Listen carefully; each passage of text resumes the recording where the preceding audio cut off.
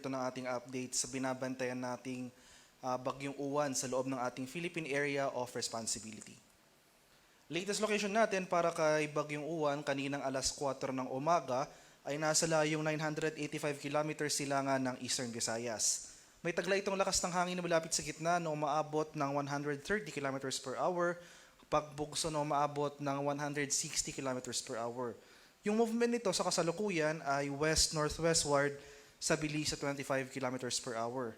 Ngayong araw magsisimula na tayong makakaranas ng masungit na panahon dito sa silangang bahagi ng Luzon and Visayas. And Metro Manila at malaking bahagi ng ating bansa, makakaranas na rin tayo ng maulap na kalangitan at mataas sa tsansa ng mga kalat-kalat na pag-ulan since may kalawakan nga yung radius ni Bagyong Uwan. Ito yung ating latest track and intensity forecast kaninang alas 5 ng umaga. Makikita natin, wala naman tayong significant na naobserbahang changes sa ating track scenario as compared sa ating previous issuance sa ating 11 PM bulletin kagabi.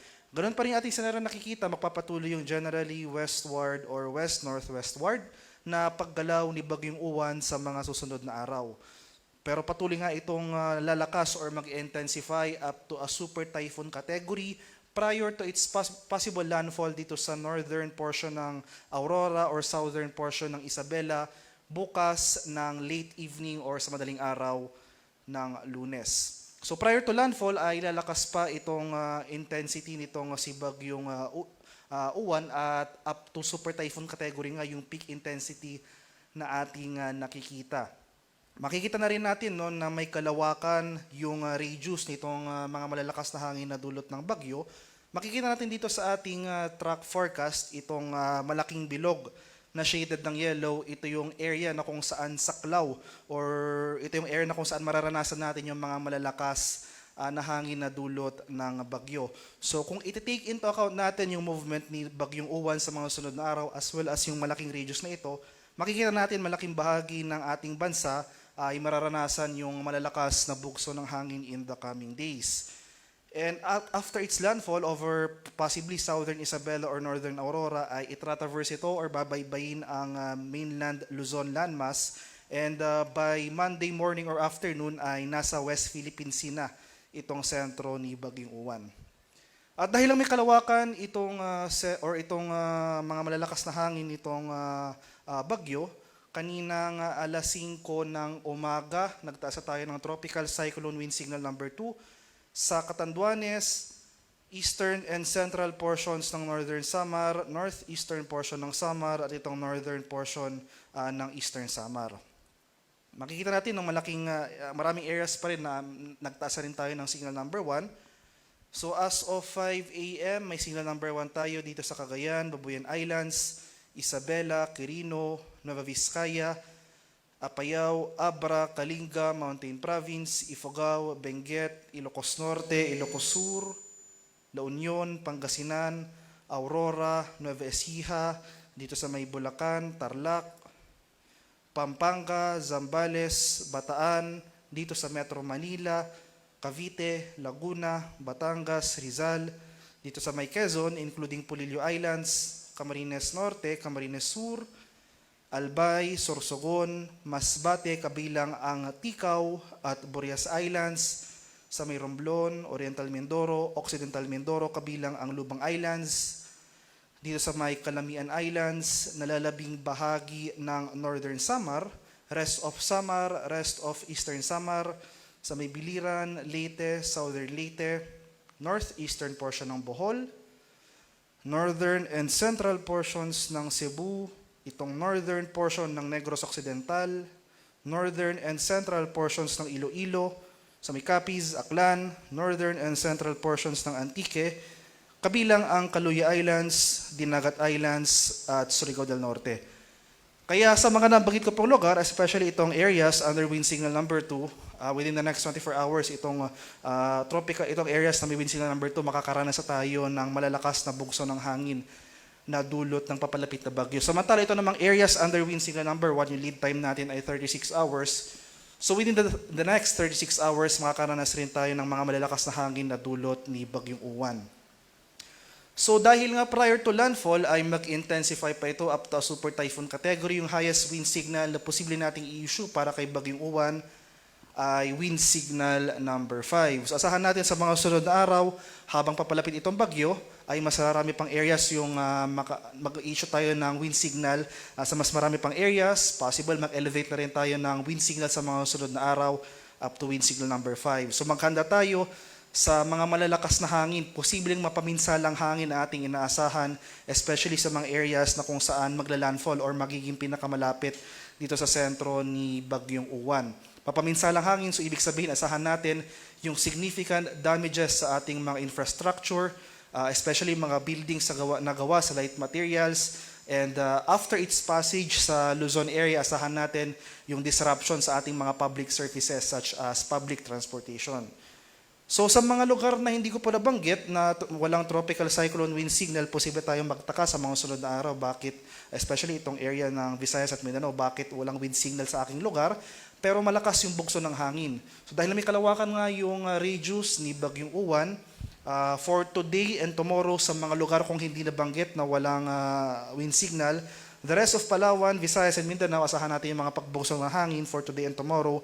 Pagsapit naman ng Lunes, habang nasa West Philippine Sea na itong sentro ni Bagyong Uwan, makakaranas pa rin tayo ng gusty conditions over Luzon and Visayas. So take note, ito yung mga areas na walang wind signal. In terms naman of heavy rainfall, ay yung mga malalakas na ulan na dulot ng bagyo. So ito yung ating latest weather advisory na inisyo kaninang alas 5 ng umaga. Ito yung ating 24-hour rainfall forecast. Kumbaga ito yung ating heavy rainfall outlook sa mga sunod na araw. So for today, for the next 24 hours, makakaranas na tayo ng 50 to 100 millimeters sa pag-ulan dito sa easternmost portions ng Luzon and Visayas, sa may Catanduanes, Northern Samar at Eastern Samar. And starting tomorrow, so ito na yung time period na kung saan papalapit na yung sentro ni Bagyong Uwan, nearing landfall dito sa may area ng Southern Isabela or northern portion ng Aurora, ay makakaranas na tayo ng malalakas sa pag-ulan sa eastern section ng Luzon. Possible humigit ng 200 millimeters torrential rains dito sa may Aurora, Camarines Provinces, Catanduanes at sa Albay.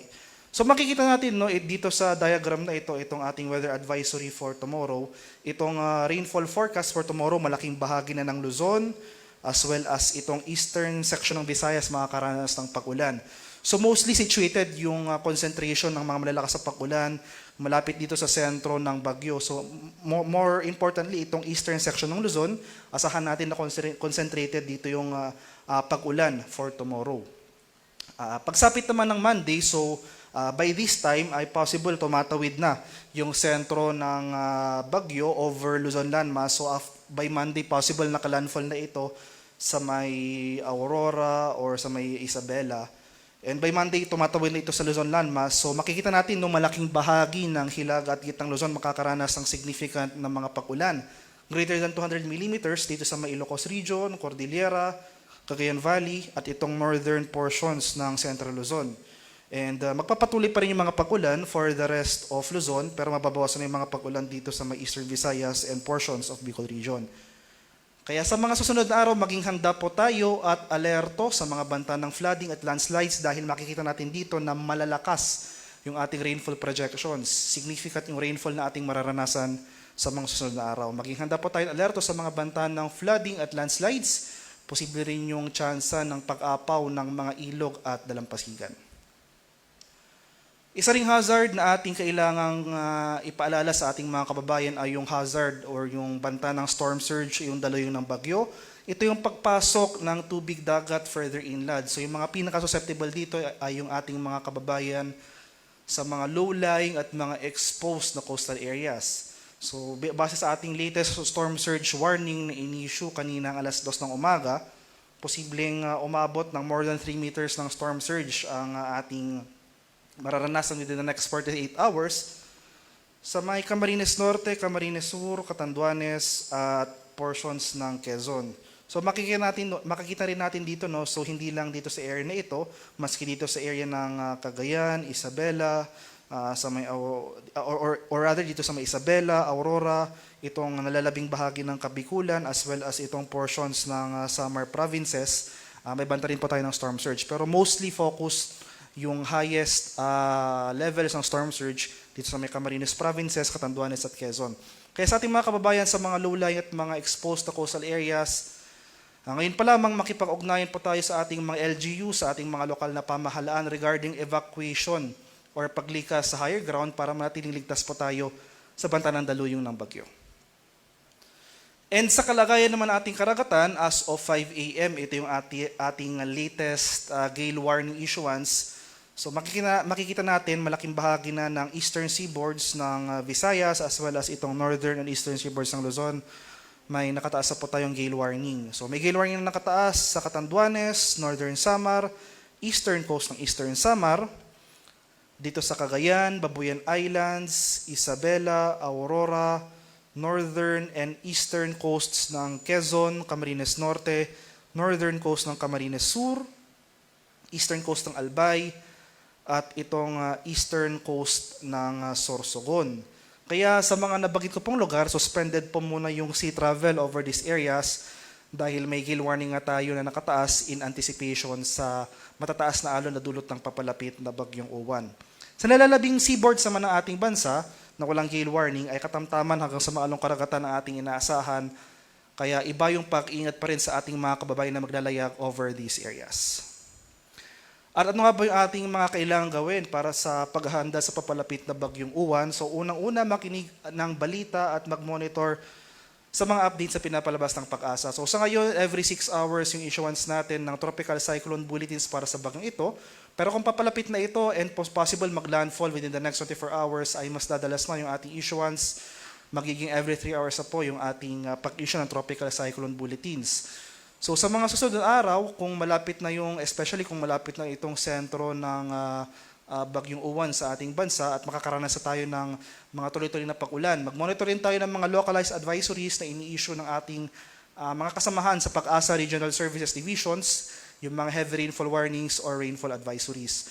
So, may pangalawa, magkaroon po tayo ng community at family plan. So makipag-ugnayan sa ating lokal na pamahalaan and magkaroon din ng plano up to the family level. So for example, kung ganito na yung kalagayan o yung sitwasyon ng panahon sa labas ng ating tahanan, ano na ba yung dapat nating kailangan gawin?